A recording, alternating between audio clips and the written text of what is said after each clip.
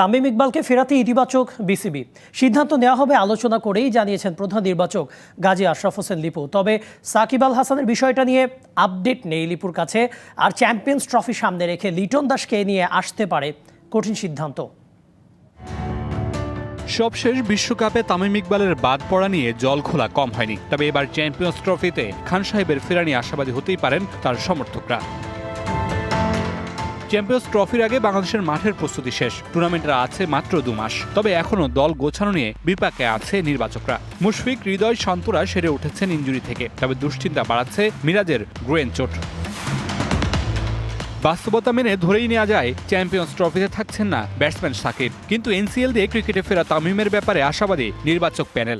এটা গতানুগতিক ইস্যু না, ইটস এ অ্যাবনর্মাল ইস্যু। কিছু প্রশ্নের উত্তর একদম সরাসরি আমার কাছে নেই।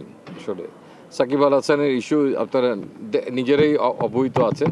এটার ব্যাপারে আমি এই মুহূর্তে সরাসরি পরিষ্কার করে আপনাকে বলতে পারবো না তার দলের অন্তর্ভুক্তির ব্যাপারটা। এবং তামিম ইকবাল খেলা শুরু করেছেন, এটা খুব আশার একটা আলো। আমার বিশ্বাস যে এটাও খুব অতি দ্রুত আমরা হয়তো অবহিত হয়ে যেতে পারবো যে whether he will be available for champions ট্রফির জন্য উনি অ্যাভেলেবল থাকবেন কিনা।